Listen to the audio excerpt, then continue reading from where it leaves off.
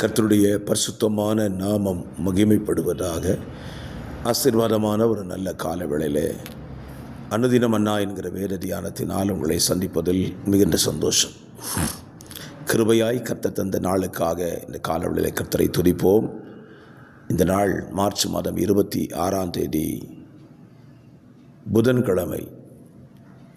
இந்த காலவேளையிலே லேவியராகமம் 15 அதிகாரத்தை இன்றைக்கு தியான பகுதியாக எடுத்துக்கொள்ளுங்கள்.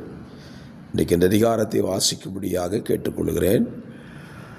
33 வசனங்களை உள்ளடக்கின இந்த அதிகாரத்தில் பிரதானமாய் சொல்லப்படுகிற ஒரு வார்த்தை 31ஆம் வசனம்.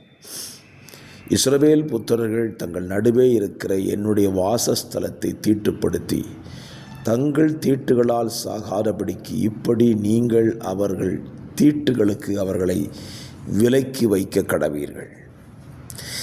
தேவன் இஸ்ரவேல் புத்திரரிடத்தில் சுத்தத்தை அல்லது பரிசுத்தத்தை எதிர்பார்த்தார். அதற்கான காரணம் என்ன? அவருடைய வாசஸ்தலம் அவர்கள் நடுவிலே இருந்தபடியினால் அந்த வாசஸ்தலம் பரிசுத்தமாய் காணப்பட வேண்டும் என்பதில் தேவன் தீர்மானமாய் இருந்து அவர்களுக்கு பிரமாணங்களை கொடுத்தார். இன்றைக்கும் தேவன் நமக்கு தந்திருக்கிற ஆலயம் பரிசுத்தம் உள்ளதாய் காக்கப்பட வேண்டும். ஆலயத்துக்குள்ளே தீட்டான எந்த காரியங்களையும் நாம் அனுமதிக்கக்கூடாது. ஆலயத்தை பரிசுத்தமாய் காப்பதில் ஒவ்வொரு கர்த்தருடைய பிள்ளைகளுக்கும் பொறுப்பு இருக்கிறது.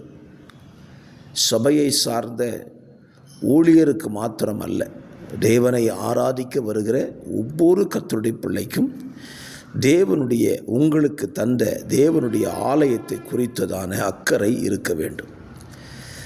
ஆலய வளாகத்தை ஆலயத்திற்கு உள்ளே தேவையில்லாத குப்பைகளை போடுவதும் அந்த ஆலயத்தை பராமரிக்காமல் விடுவதும் தேவ பார்வையில் சரியானது அல்ல. அதுபோல உங்கள் சரீரமாகிய ஆலயத்தையும் தீட்டுப்படுத்தி கொள்ளாதிருங்கள். அது பரிசுத்தமாய் காக்கப்பட வேண்டும். தேவன் தங்குகிற ஆலயம் அல்லவா? ஆகையினால்தான் உங்கள் சரீரமாகிய ஆலயத்தை தீட்டுப்படுத்தாதிருங்கள் என்று சொல்லியிருக்கிறார். ஆகவே இந்த காலையில் இந்த நல்ல சிந்தையோடு இந்த நாளை துவங்குங்கள்.